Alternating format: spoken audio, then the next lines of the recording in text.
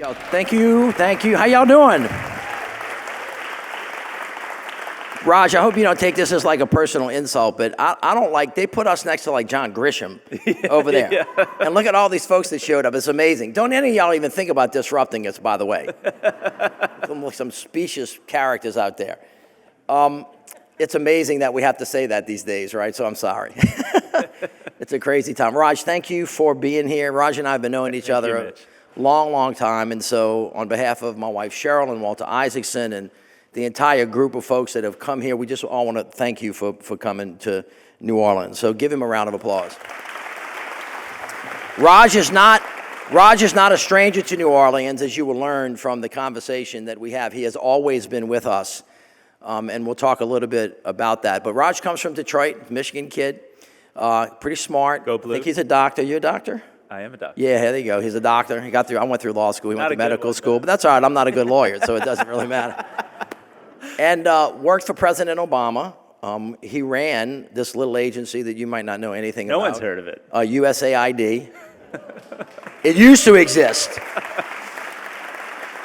When it existed 3 weeks ago, 10 years ago, 15 years ago, he actually ran it, and so knows what it does, and we'll talk a little bit about that. But went on to become the president of the Rockefeller Foundation, which, as you know, has a worldwide footprint, and has also been ever present in New Orleans before Katrina, but particularly after Katrina. And he has been amazing. We have worked together very intimately over the years and spent time both here and abroad talking about some of the reach of Rockefeller. But Raj wrote a book called Big Bets.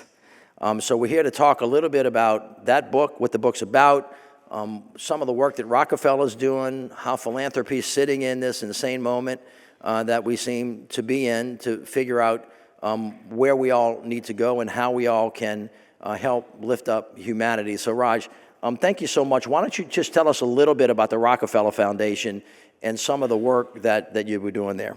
Sure. Well, first, let me say hello and good afternoon. It's just great to be back in New Orleans. Mitch, it's amazing to be with you. You are a leader we all across this country look up to and admire. I was just in Mitch's last session. I was bragging to my daughter, who is here with me, that I know this guy and have known this guy for a long time and I'm very proud of him. But we need voices like Mitch today more than ever, I think. And here's why.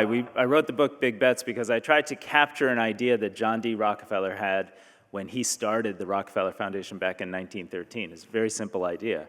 And it was on the cusp of the Industrial Revolution. It was during this explosion of wealth creation fueled by technology and innovation, and all of the disruption that comes with that. And he looked around and said, markets will do a great deal to advance society and humanity, but the frontiers of innovation and the frontiers of science and the frontiers of human compassion need to be brought together to actually reach everyone with the benefits of those scientific advances. And on that basis, he started a foundation at the time with, this is unbelievable, 2% of American GDP, at a time before there was a tax code that taxed income, so there was no tax benefit to starting a foundation.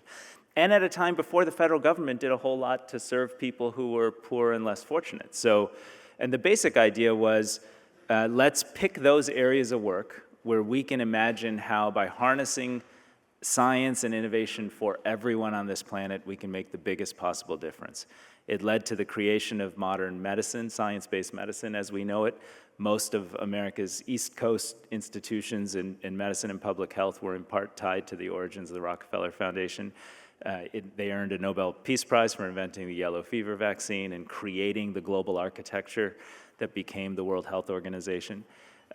They then went on to make similar investments in agriculture and science and moved 1 billion people off the brink of hunger and starvation between the late 1960s and the mid-1980s in a period known as the Green Revolution, because they took one of their scientists' greatest inventions, dwarf wheat, which was 300% more productive than the alternative, and spread it across this planet in a way that prevented entire societies from collapsing.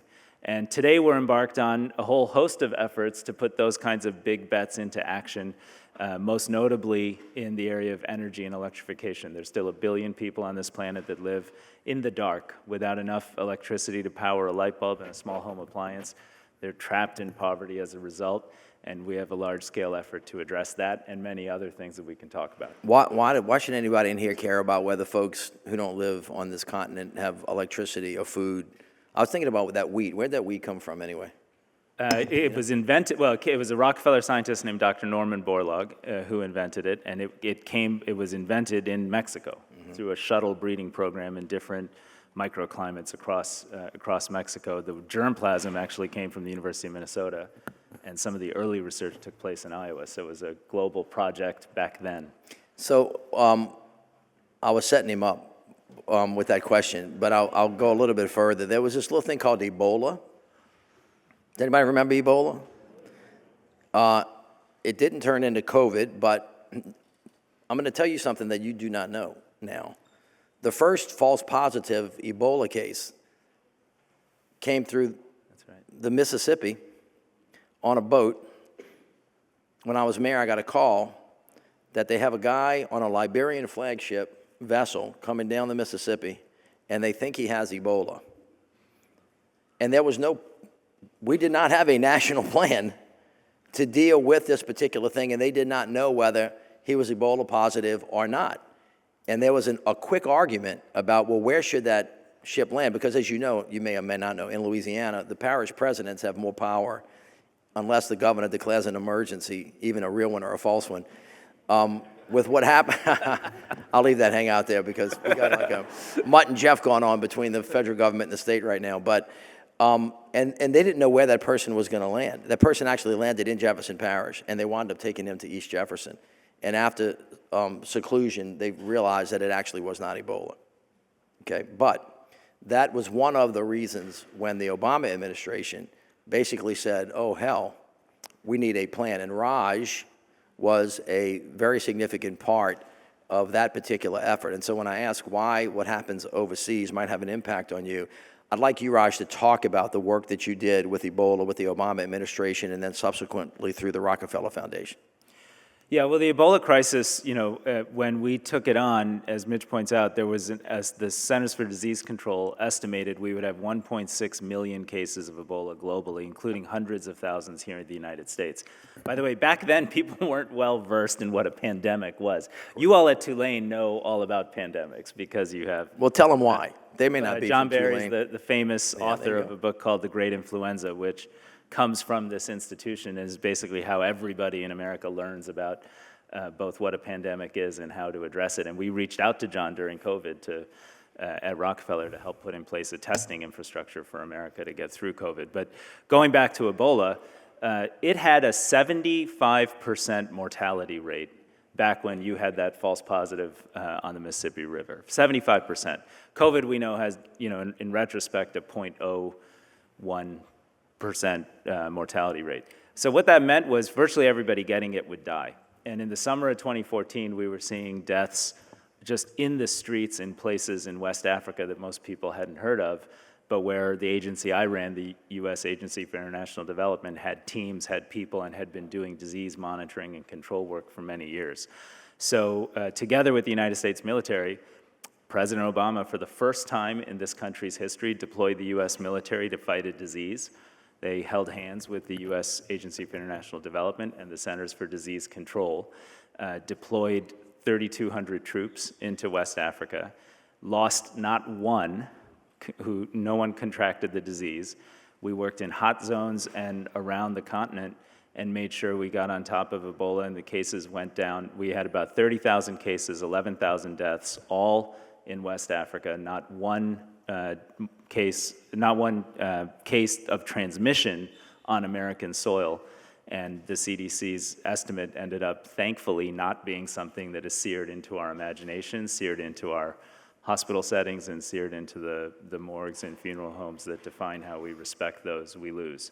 And so it's just one of many examples, in my view, of how when America leads and engages on difficult issues around the world that have consequences for us at home, we can be a safer, stronger, more protected country, and we can do it in a way that's frankly far far less costly in both dollars and, much more importantly, in human lives. During the COVID crisis, we fully expected that America, having the best prepared public health infrastructure of any nation really in human history, would have excelled. There was no reason for this country to have 1 million+ deaths because of COVID-19. But there were famous mistakes made at the beginning of that response in terms of a failure to have a strategy and a plan. I was actually in a session, an amazing session with Bob Woodward this morning, where he talked about where those failures came from in terms of then President Trump's desire to not scare people, and as a result, preventing testing from taking hold. And there's a whole chapter in the book Big Bets about how a foundation, the Rockefeller Foundation, working with states and municipalities, including the city of New Orleans and the city of Detroit and the city of Louisville, all across this country, helped mayors and governors stand up a testing infrastructure so that we could get testing from a few 100,000 cases per month of per week to 30 million tests per week by September of 2020. And that ultimately allowed us to have the information to fight back and, frankly, to get out of our homes and get back to work. So allow me, if you will, a minute to do a play-by-play of this. So when I don't know, think of me as Peyton Manning maybe for a second if you can, who's not quarterbacking anymore but now sitting in the booth doing a play-by-play analysis. I'm not going to give you an opinion. I have a very strong one. You'll guess what it is. But I will give you facts so that you can just kind of see. Raj basically said that when the Ebola threat came to us from out of our shores, we saw that because science told us what it was.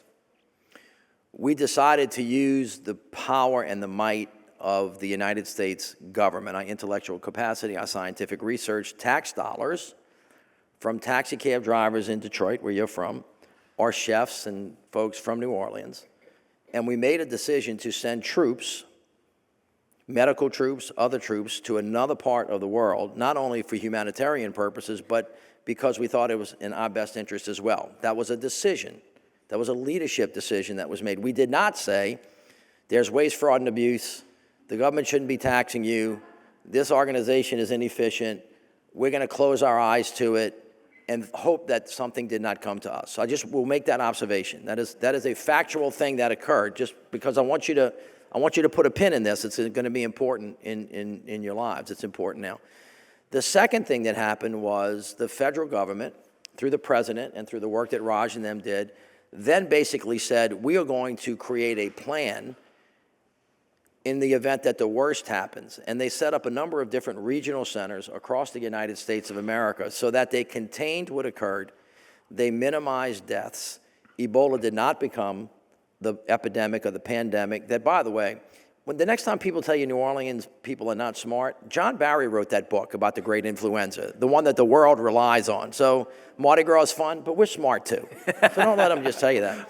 So when you think about that as a consequence of that effort, the federal government at that time had in the White House a very robust infrastructure, along with CDC, NIH, and other folks, about particular pandemics. When the Trump administration came in the first time, one of the first things they did was get rid of all of that so that they could not see, so that they could not hear, because they did not think that it was appropriate. And that is one of the reasons why we got so far behind, besides the idea that we wanted to hide stuff rather than get it out there, and the need for it. And it leads me, and I don't want you to get in trouble. Okay.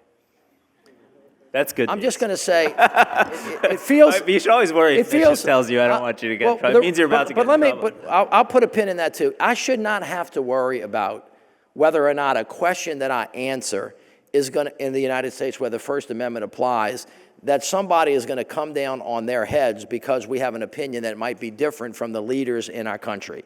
That's called, in case, when you hear somebody say they believe in the Constitution, the First Amendment says we have a right to redress our grievances against the government. The only way we get better is to be critical so that we can improve, right?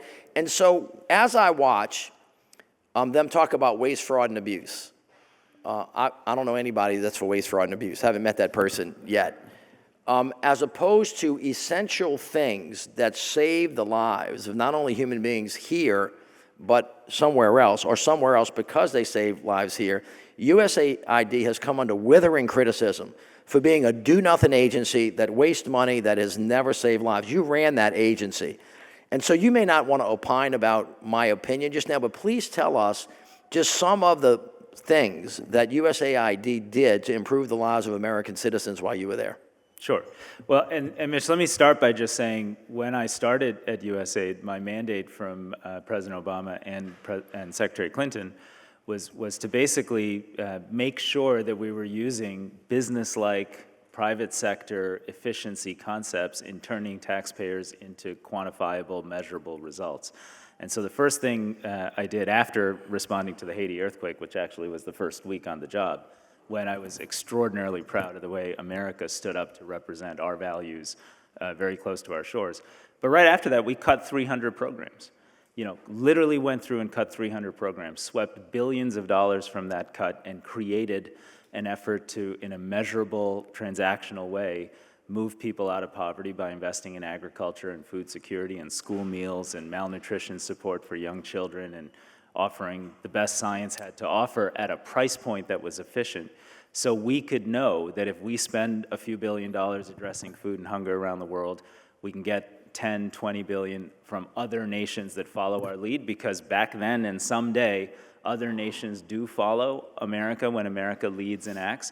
And the net result was moving 60 million people in deeply vulnerable places out of poverty in a way that's absolutely measurable and in a way that maintains stability in settings that otherwise would have experienced instability, violence, decay, and societies falling apart, which also has costs and consequences. That's where migration from Northern Africa into Europe comes from. That's where migration from Central America into the United States comes from. And that's why addressing those root causes in an efficient way is so important. So I would just say, I don't stand here and suggest that and I know you don't either, that every government works extraordinarily efficiently. Like, we've both worked very, very hard to make sure you can stand in front of taxpayers and say your dollars are being used better and we're delivering real results. That said, USAID just a few months ago was treating tens of millions of AIDS patients and providing the entire global supply chain through much of Africa through a Republican-sponsored program, the President's Program for Emergency Relief for HIV/AIDS, that George W. Bush created, and that has saved over time 38 million lives. America helped launch an effort I write about in the book called the Global Alliance for Vaccines and Immunization that has, over the past 20 years, immunized more than 1 billion children and saved more than 20 million child lives. I have been in communities where it is more than likely, if you have 2 or 3 or 4 kids, that you will lose 1 or 2 of them to a simple infectious disease. And I can tell you, those parents have the same love, the same aspiration, and the same humanity for their children that we have for ours. And when we show up in a way that saves those lives, whether it's malaria or child malnutrition or vaccine-preventable disease or HIV/AIDS, what the rest of the world sees is not actually our quote-unquote greatness. What they see are our values. And when they see our values, it gives them, as it's given every generation of Americans, true hope. And that's ultimately what makes us a stable, secure, and protected nation. It's part of our defense, diplomacy, and development effort to protect and secure this country for decades into the future. And I fear we're giving that away with the set of current actions that have taken hold. So I have a couple of very brief comments and then a question. You can't be great unless you're good, in my opinion. And you can be tough and smart at the same time. I mean, like, we are capable in America of doing both of these things. I was wondering whether or not all the work that we've done on poverty and food alleviation, did the USAID ever buy and work with any farmers in the United States of America to provide any of that food to the rest of the world? You should understand. Just wondering. I don't know. American foreign assistance, before there was a USAID, in 1956, the Congress passed an act called the U.S. Surplus Commodities Act. And guess who had surplus commodities? American farmers. We bought that food and we used it to feed Western Europe. And paid farmers. And Kept farms open. And kept Absolutely. families, That's why you farms in see the... Republican senators from Kansas standing up, asking questions about has process been followed as these programs are being taken down and dismantled. But I would also say America to this day has been about 50% of total global humanitarian action. So every time you visit a refugee camp and you see children and family that are receiving life-saving assistance, America's been about half of that. And even more than our dollars, our example is what's powerful, because at least until very recently, most of Western Europe would follow our lead.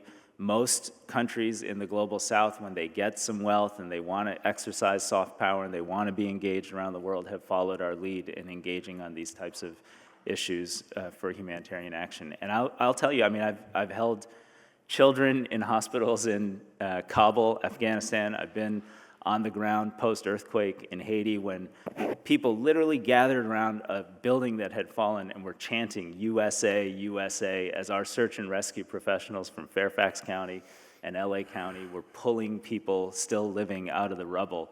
There is something special about this country, and it's grounded in the belief that every life matters, that every person has certain inalienable rights.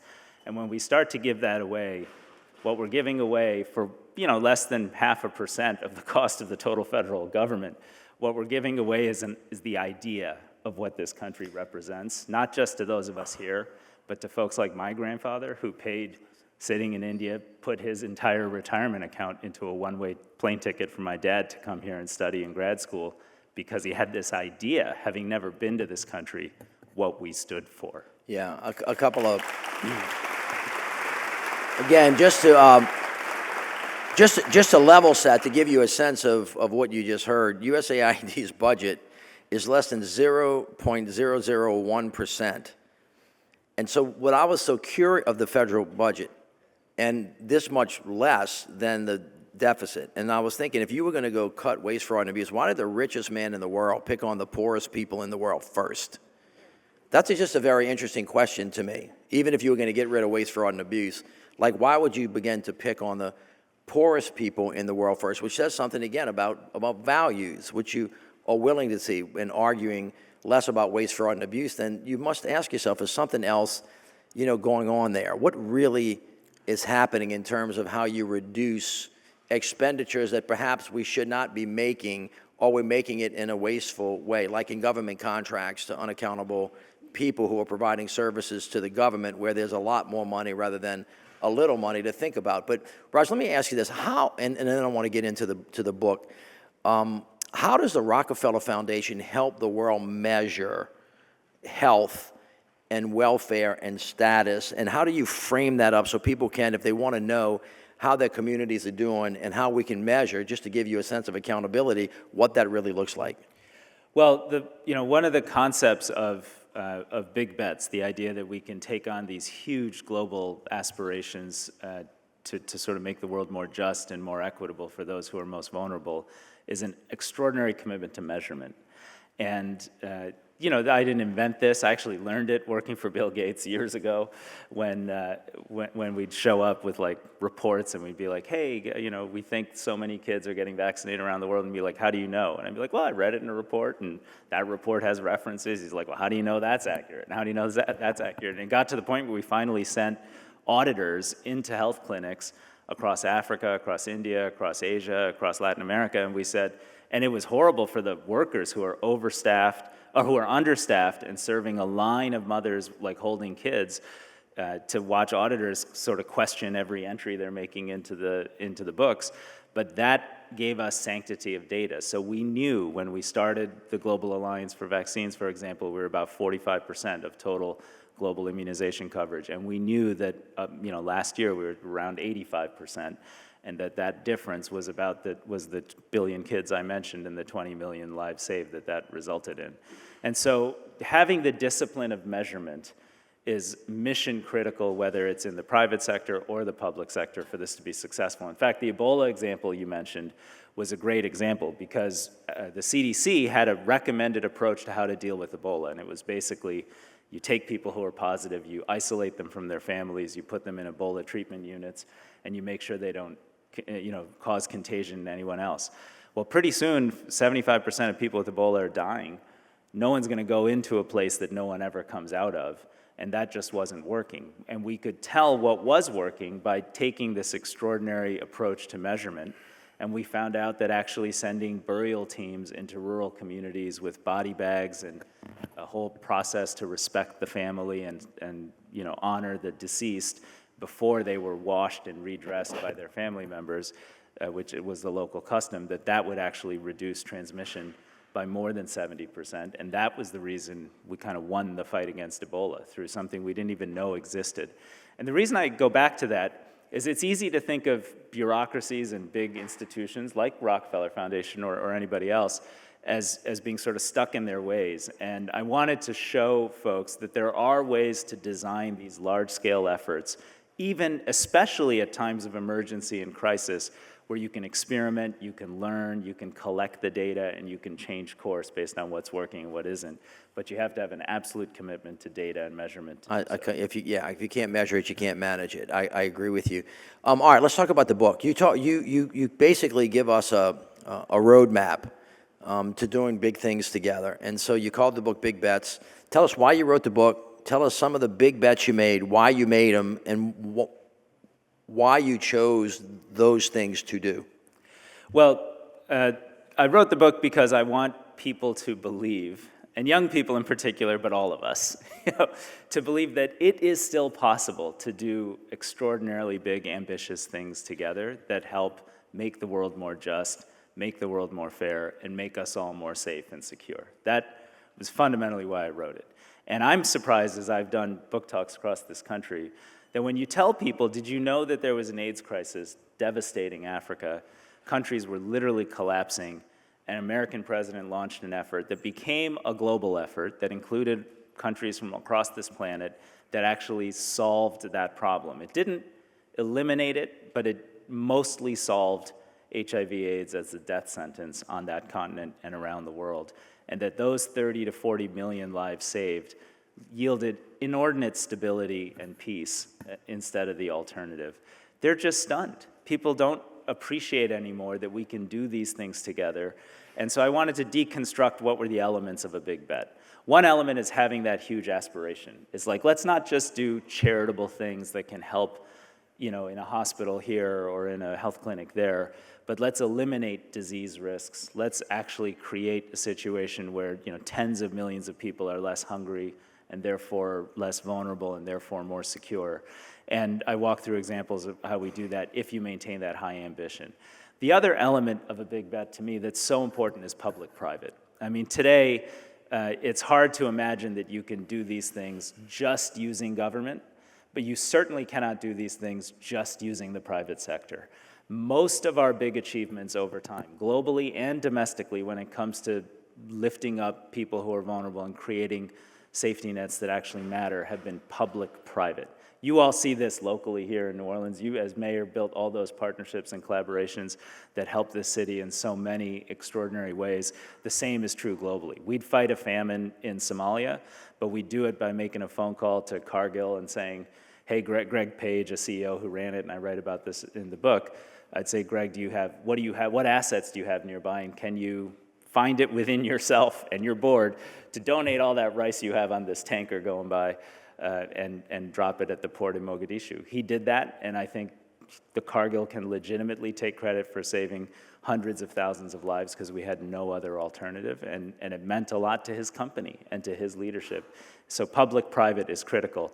And then the last piece is measuring results. And it's so easy, frankly, to get stuck, especially in government, in a way, doing things where you're not measuring the results. Like if you're really measuring results, you have data that tells you what's happening to people. And there's so many ways to do that now. That famine example in Somalia, the way we measured results was actually, we had UNICEF send food vouchers, give money by mobile phone into these difficult to reach communities in Somalia, okay? They could do that. we could then track how much food those families were buying and measure the outcomes in terms of child death. There's something called excess mortality, but it's a measurement of child death that happens during famines. So we knew that we saved hundreds of thousands of kids' lives during that crisis, and we know exactly the time frame in which we did it. So the third element is measuring those results. And I think if we do those things together and we take that mindset, it can get us out of the politics of, is this efficiency? Is this waste? There's so much confusion about, are we just giving money to other governments? Are we giving money to other countries? And it can actually tell you what you're getting as outcomes and results. What can you give us 3 or 4 examples of some of the big bets that you made and why you chose those? Sure. One big bet we made was during COVID to build testing infrastructure for this country because it wasn't happening. Y'all remember getting tested? Believe it or not, at the time, the CDC actually wouldn't even validate antigen testing. How many people here have had an antigen test for COVID? Yeah, exactly. Right. Thank you.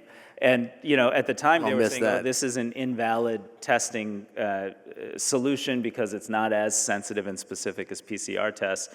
And that simple mindset was preventing this country from having any meaningful access to testing that would prevent the ability to get out of our homes and be back in the workforce. And so we built that testing infrastructure using partners. The reason we chose that problem was it felt like a bite-sized problem we could actually solve. Like, we didn't have the resources to go, and we certainly don't have the technology to do all the other elements of it, but if we got testing right, we can end the lockdowns, reopen the schools, get people on their feet, and hope the vaccine would show up relatively quickly, which it frankly did. Yesterday, my colleague announced another big bet with President Macron in France, where we're committing real resources as part of a $2 billion effort to make sure that every child on this planet gets a healthy school meal. There are about 740 million kids in school that should be getting school meals. About half of them do. Thank you. And we've lined up a set of countries. Our contribution is to reach 100 million of those children, primarily in a few countries that we're working deeply with. And we know we can get that done. We know for 50 cents to $1, you can get an extraordinarily healthy school meal to most kids on this planet. And it creates a safety net and a floor for both learning and education and for health and wellness. And in its best forms, those kids go back and tell their parents to stop eating Doritos and eat a little healthier. So those are 2 examples. Let me give you one more. Another big bet is right here in the United States, where we're working with the Department of Veterans Affairs. And believe it or not, 32% of veterans in this country either have or will have diabetes. There are more amputations for diabetic populations in America conducted every year than there were for the entire time we were at war in Iraq and Afghanistan for American service members. That is insane at a time when we know both what causes it and how to prevent it. So we have engaged in a large-scale partnership with the American Heart Association, with insurers, with scientists, and we've actually announced this at a summit at the White House, $250 million to help make sure that we use food as medicine to prevent diabetic consequences for America's veterans. There are about 9 million people we think we can protect just in the next few years. It'll save the Veterans Affairs Department a lot of money, and more importantly, it'll save a lot of lives. Your Department of Agriculture, otherwise known as the USDA, has a program to make sure that kids have meals every day. And that is actually under threat as a program that's being defined as waste, fraud, and abuse. So I find it I observe that it is ironic that we seem to be doing 2 things at one time. In your great state of Louisiana, there was a moment when the federal government was trying to give the state $80 million to do that, and some of the powers that be thought that kids didn't really need to eat, and so they said no until everybody said, well, you might want to think about that again. So, you have this thought about what is waste, fraud, and abuse as we go forward. I think about big bets, and I want to get, but 2 more. Oscar Eustace is sitting in the front row. Oscar's the head of one of the great theater organizations in America that makes big bets.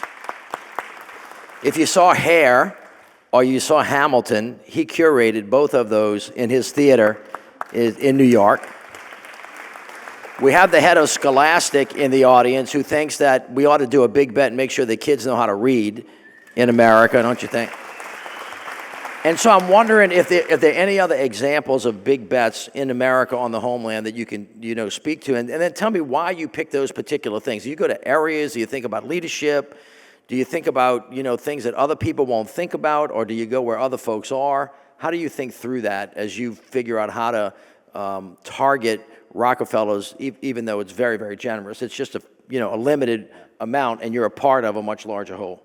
Yeah, so first I'll just say we're excited about a big bet with Scholastic and with Judy to reach 10 million kids across this country with literacy and support through Scholastic, because every child in this country should be able to read. We all know the extraordinary learning loss that happened during COVID and how so many kids and communities are still struggling to catch back up, and in so many ways on both reading and math. And so we're thrilled about that big bet. And I'd say a couple things. For the things we choose to do at large scale, we tend to pick areas where we say, okay, we understand how a new technology or a new innovation or some new insight can help change what's possible at massive scale. So in our energy program, which I told you about at the very beginning, we've actually been a part of helping partners invent new ways to provide decentralized renewable electrification in communities that don't have grid-connected power and access. And we've now created an alliance. We've raised $40 billion. We put $500 million of our own in, and we're trying to make that big bet reach 1 billion people who live in the dark by 2030, and we think we're going to be successful at that. There are people all over the world working on it together, and we're proud to be a big part of that big bet. Are you saying that you still believe in climate change? Well, you know what's interesting? We just had 27 heads of state in Africa together, signing on to this program, committing their own resources. I'm not sure any one of them used the phrase climate change, and every single one of them knows that the only way they're going to reach their people with productive power is by unleashing the technology revolution that we're unleashing right here for their own population. So I think, and at the same time, we know that doing that is the equivalent of taking something like 400 coal plants off the grid globally, because it displaces so much carbon emissions that would otherwise take place if we didn't have this effort in tow. So anyway, but I say that we pick those things because we feel we can be a big part of making something happen. Then there are times that we meet a Mayor Landrieu or we meet Judy and we say, okay, you're doing something that's already very special, and you've built the opportunity to actually solve a problem. In your case, we partnered on the statues in New Orleans. Yeah, I didn't tell him that. That was a secret. But I'm going to plug him in a minute. And we just are honored to have the chance to get behind the big bets of others. And so in almost every situation there, we're looking for who's the leader, and have they done their homework, and do they really have a chance to be successful? And if so, we should take risks for them, because frankly, philanthropic capital in society largely should be risk capital. Like, we should be willing to be wrong about things. We should be willing to fail. If we fail, until recently, we will still be there tomorrow. If a government or an elected leader or a private company tries to do this type of work and doesn't succeed, it probably cannot say the same thing. So we try to take risks on behalf of others when we can. Yeah, let me put my 2 cents on this to give you all a little sense of how the city got rebuilt. There are lots of examples about how things go bad when things don't work. When there's a natural disaster and the president and the governor and the mayor are fighting each other, nobody can get on the same page, folks are leaving, nobody trusts the business sector, the philanthropic sector, like nothing really works, nobody gets back in their home, everybody stays wet, people yell at each other, and then we start, beating each other to death, essentially. When it works well, when I've seen it work elegantly well, like you think, okay, we got a handle on this. And there's not always any rhyme or reason. It's generally when the federal, state, and local governments are somewhere on the same page, in the same universe, moving in the same direction, understanding that we're going to step on each other. But particularly when the business sector, public-private partnerships, and the philanthropic community comes in and gives us the chance to rip and run and to try new things before they get set into the system that are taxpayer funded. And so y'all may not remember this, but right after Katrina, Rockefeller was one of the first organizations that came in and started helping Andy Copland, who was working for the governor at the time and then became the chief administrative officer of the city, help us try to figure stuff out for years. And then when the climate piece hit, Rockefeller started this thing called the Chief Resilience Officers, which they invested in us. We had the first Chief Resilience Officer. Jeff Hebert was his name. He then became the CEO of the city. And then when Raj took over, y'all may remember we were going through this little monument thing here. And people were like, if you take those monuments down, you can't use any taxpayer dollars. And there were all these reasons about why we couldn't be right about our history and why they were going to stop us from doing it, and et cetera, et cetera. And I reached out to some folks, and Raj was one of them. And I said, this is what we think it's going to cost. Will Rockefeller be a part of helping us, tell the true story of who we are and what we are so we could prepare the city for not only its 300th anniversary in the future? And he never blinked. He never took a breath. He said, we're in. And Rockefeller was one of the first groups that helped us make that happen, so I wanted to thank him for that. Can I just say about that, I remember being here when Mitch and I had dinner and we were talking about it, and what I was struck by was both your extraordinary leadership, Mitch, but also the community work that had gone on for years to say, this is something a community wants to do together. And I think it was right after there was a car bombing of a contractor that you had hired, and they had backed out, and so the costs went up, and the insurance costs were difficult. And to me, those are the moments that matter the most, where you say, okay, this extraordinary American leader, Mitch Landrieu, has done all this work with communities over years to just do the right thing for their city and for our country. And when we did the grant, when you took those statues down, I don't know if you knew that you'd be creating a national movement, and a national conversation. But wow, what an extraordinary act of leadership, and what a national conversation that has been alive ever since that moment. So we're just proud to stand behind you. Thank you for that. We're having a little bit of a clap-back moment right now, in case y'all haven't seen the president's executive order from yesterday, but y'all should take a look at it. We just had a whole panel on that, so we won't get into it. But I want to end. We got about 2 minutes left. We're in a very difficult time. There are directives coming down from the White House about this or that. Law firms are being threatened.